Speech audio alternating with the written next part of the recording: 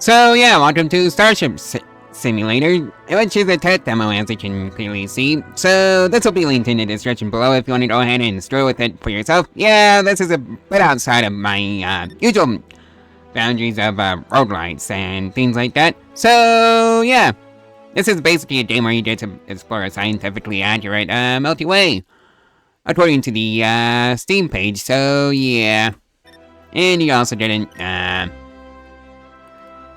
your own starship that you can fully explore.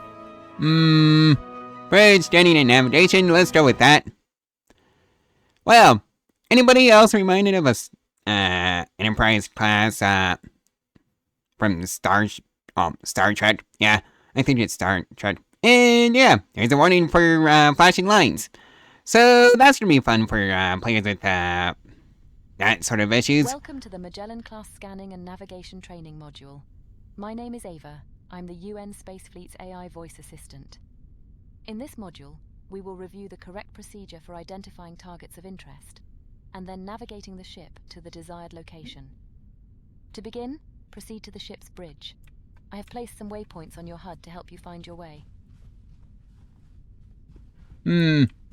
Right, so up through here, and here's the bridge.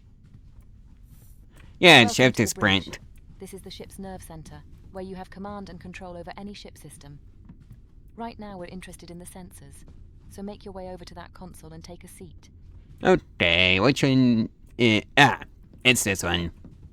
This station is responsible for scanning space around the ship and highlighting any targets of interest for the command staff. Before we perform any scans, however, let's take a look at the different sensor modes available to us. The Galactic Position Mode makes use of the standard UN Galactic Positioning System and simply shows us our location relative to the Milky Way galaxy. The Stellar Region Mode employs the long-range sensors to detect information about star systems within a 50 light-year radius of the ship. The Star System Mode uses the short-range sensors to provide a more detailed overview of the star system we are currently in, with a maximum range of about 1 light-year. Go ahead and press that button now. Okay, so... The range controls allow you to fine-tune So yeah, right-click to zoom in. Sensors, which makes it easier to focus on particular objects of interest, or to gain a high-level overview of the current star system. The central panel lists all of the valid objects in range, which you can click on to select as a target. Go ahead and click a few different targets now. Let's, go check out what they have for Pluto. You'll notice that the Target Information panel displays more detailed information about your selected target. Once you are happy with your selection, press the Send to Helm button to make the target coordinates available to the Helm console for navigation. Yep, we're gonna check out Pluto first. And take a seat. From here, we will navigate the ship to your chosen target. Yeah, I have to, get into seats and get out of them. Let's begin by taking a quick look at the various screens available to the helm. The left-hand display is dedicated to navigation and shows both the ship's current galactic position along with its target destination coordinates. The central display deals with the flight controls themselves, including the FTL system, sublight engines, and reaction control thrusters. The right-hand screen features the autopilot controls, toggles for the 3D target indicators, and the ship's navigation lights. Okay, let's retrieve the target information from the sensors by pressing the Use Sensor Target button on the navigation panel. Your target coordinates should now be displayed in this box, which represents your current nav target. The galactic coordinates represent the target's position in the galaxy to the nearest whole light year. The coordinates are relative to the center of our galaxy, the supermassive black hole known as Sagittarius A star. The local coordinates represent the target's position within a star system. The coordinates are relative to the system's center of gravity, which is usually a star, or the barycenter in multi-star systems. While it is possible to fly the ship manually to any location in the galaxy, let's engage the autopilot for now, so that I can take care of that for you. Go ahead and press the highlighted button on the right-hand screen. And it's that one. The ship will now automatically turn to face the current nav target, but you will need to manually engage the FTL system in order for us to get underway. You can now engage the FTL system when you are ready. You know what, let's just, full send it to 100%. And... While the autopilot is engaged, I will manage the ship's speed and final approach to the target coordinates, so just sit back and enjoy the ride. The FTL system works by compressing space ahead of the ship, and then expanding it behind, creating a bubble of warped space with the ship at its center. The compressed space amplifies the ship's current velocity by a factor of the FTL field strength, so the ship's sublight engines are still used to provide the required thrust. The maximum speed of the ship is therefore a combination of the FTL field strength and the thrust output of the sublight engines. For the Magellan class, this is approximately 300 light-years per hour. Right, so here we are at Pluto.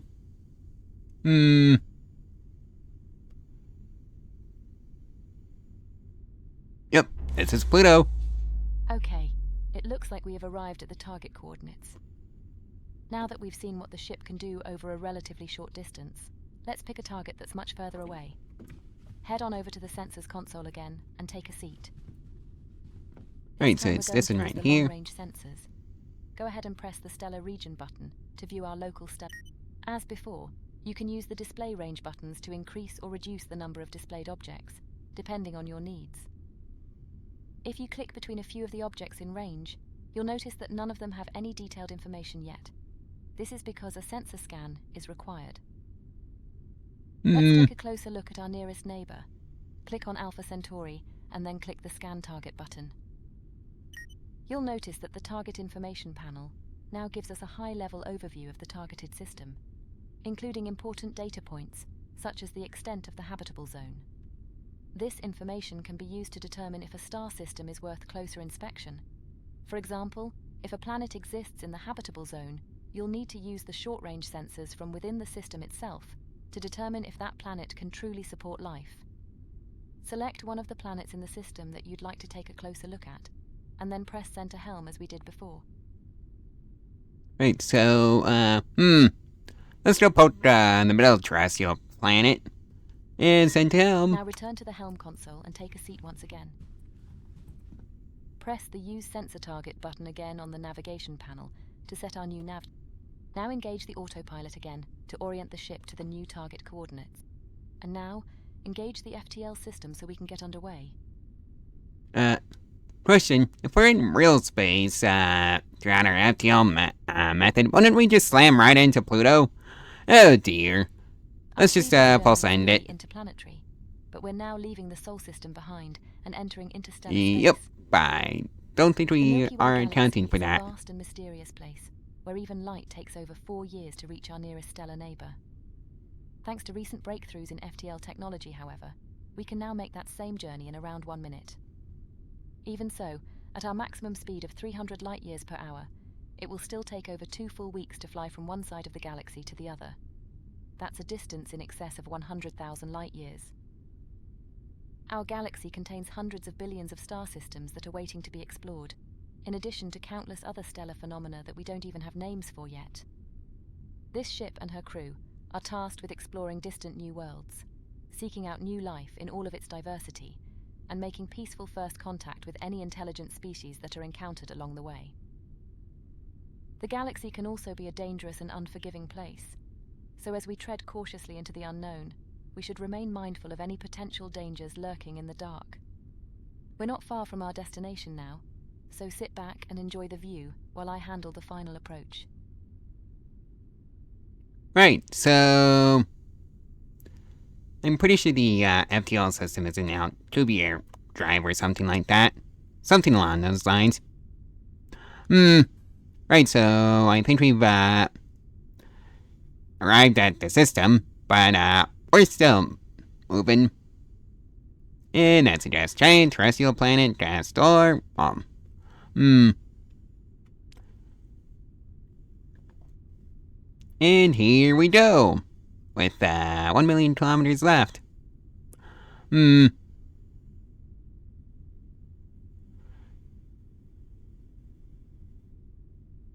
Right, so here we are.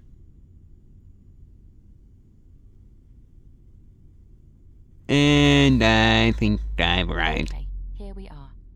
You are now looking at an entirely new world, bathed in the light of another star. At this distance, our home is now just another point of light in the darkness of space. Does life exist here? What new things can we discover on this world? These are the questions that this ship was designed to answer. This concludes the scanning and navigation training module. You are free to continue exploring if you wish, but please be aware that your progress will not be saved. Thank you, and goodbye. Okay, so that's that one. So yeah, that was the navigation module.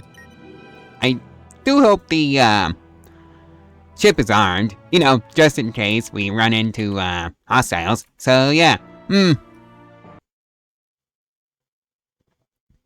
So I guess we're moving on to the next training module. So there's that. Yeah, that's kind of why I've been rather quiet, is just letting the game explain itself. Welcome to the Magellan-class Cold Start training module. My name is Ava. I'm the UN Space Fleet's AI voice assistant. In this module, we will review the correct procedure for starting up the ship's fusion reactor and then supplying power to the vessel. The ship is currently in a cold and dark state, so for your safety, I have taken the liberty of turning on your torch for you. To begin, follow the waypoints on your HUD to the lower floor of the reactor room.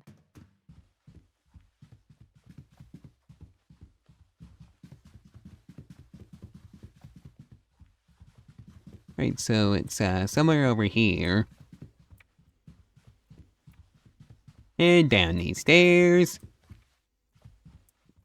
As you can see, the reactor is offline, and none of the ship's systems are powered. Our first task is to provide power to the engineering decks, so let's make our way to the start capacitor's room. Follow the waypoints on your HUD to the startup distributor. Oh boy, I do hope we get these waypoints if we do run into this issue in-game. So it's somewhere over here. Ah, here we are. As its name suggests, the startup distributor routes energy from the start capacitors to the engineering decks, and also provides the reactor with the power it needs to create the initial fusion reaction. You'll notice the device is already powered, because the start capacitors are fully charged. Let's go ahead and get some lights on by connecting all of the breakers. Start with the G-deck breakers, as indicated.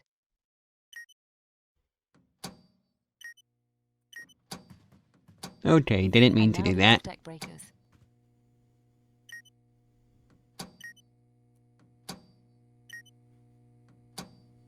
And finally, the reactor supply itself. Excellent. Now we can see what we're doing. You can go ahead and turn off your torch by pressing T.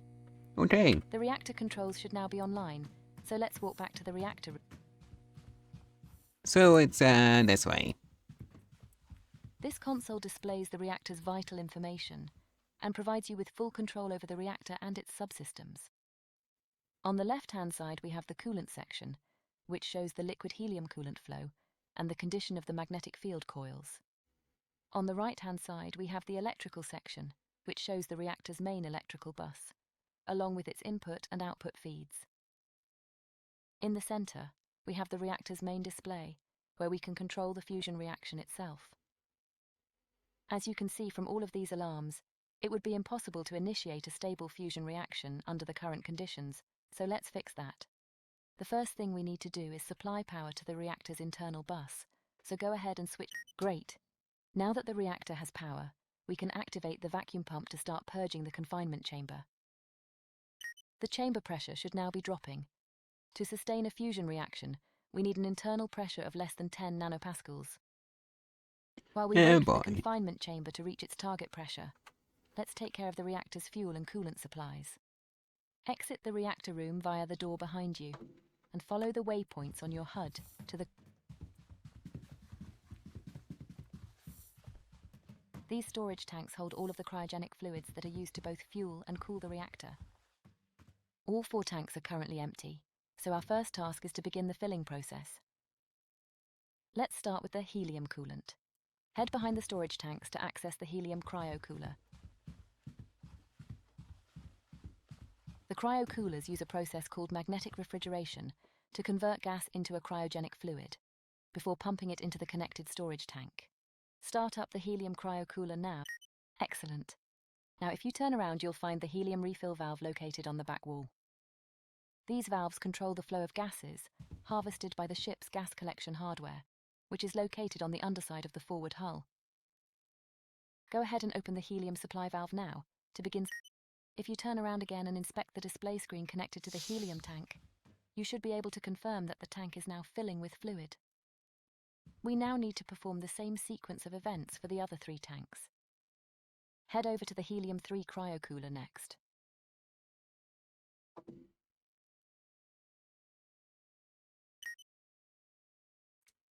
Helium-3 is the first of 2 fuels used in the fusion reaction. As before, power up the device using its user interface.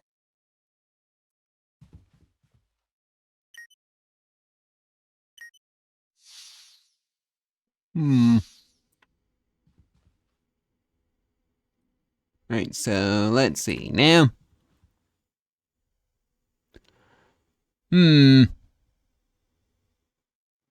Well, I think I might be... Oh dear. So that's right, okay. Wish there was a HUD marker for this, but there isn't, so that just gives us the instructions. Oh dear.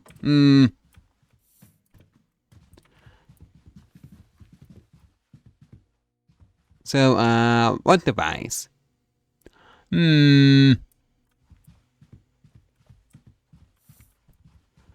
Oh boy. Yeah, this is a confusing mess since,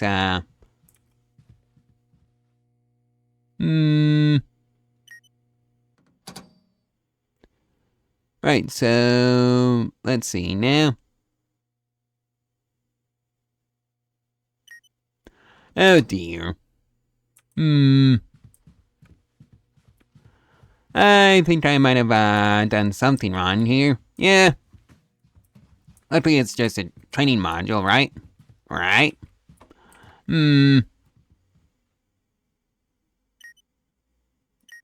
Right, so let's turn these on and see what happens.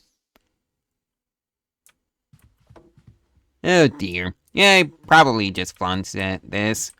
Right, so let's apply that.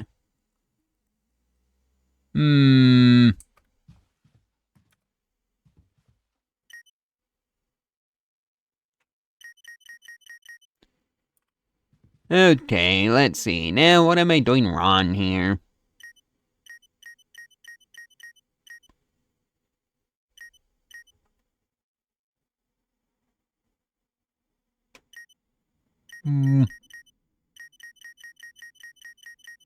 Well, that's not working. Alright, so let's do that way.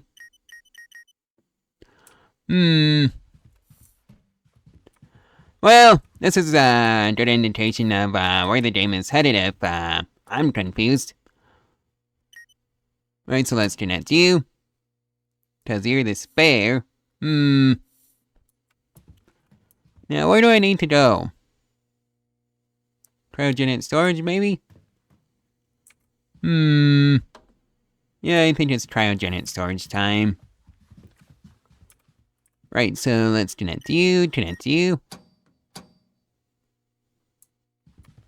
Oh dear. Yeah, there's one complaint I have about this game is that, this tutorial is not well explained at all. So, Okay, let's go for the F4, quick reference. Oh, that's the instructions. Thought that would help me with this little tutorial for some reason.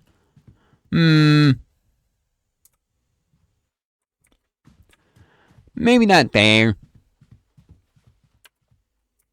Okay, let's see. Now, where do I need to go?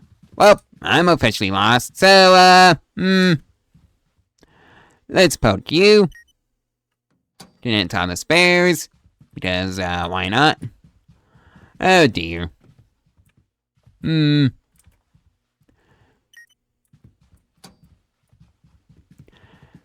You know what? Let's just go back to the main menu and just give this game a bit of a poke. And yeah, the rest of them are coming soon, cause yeah. Cause this is a demo.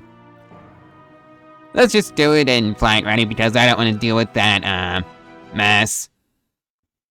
Hopefully the crew members can just take care of that for me. So let's just get this game a poke. And see what it's like. In game, and not in a tutorial. Oh dear. I probably just wasted a whole bunch of time, but oh well.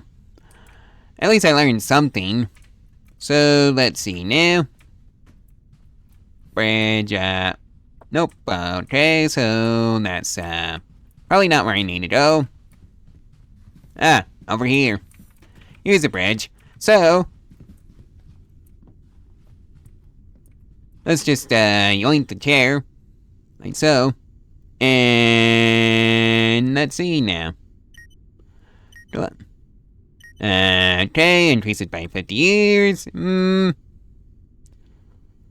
Let's see now which one to visit. Oh hey, Taz SETI. It's IP 8102. That seems like interesting. So let's just scan the target. Okay, we're picking that one. Because, you know what, actually let's pick that one, the terrestrial planet that's 0.51 AU. And then scan target. And send to him. I know how this works, because I did a tutorial on this. You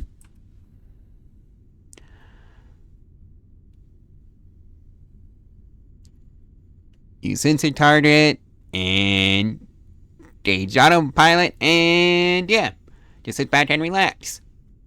Oh, it's down there. Yeah. And that's why I, let the autopilot handle it. And I just, max it out, engage FTL, and yeah. Off we go. Hello? Game? There we go. Now that the, FTL drive has, spun up properly now. You know, I'm pretty sure this, bridge should be, full of people right now, but, where's the crew? I'm pretty sure I picked a full crew, outfit. Oh dear. Let's see, now. I guess it's, time to just sit around and hurry up and wait. Oh dear, I probably just described the exploration in general. So, yeah, I guess I'm gonna cut this out. And here we are at our target. You know, I don't think this, planet is, capable of supporting life, so let's actually just double check that, yoink the chair. Scan target,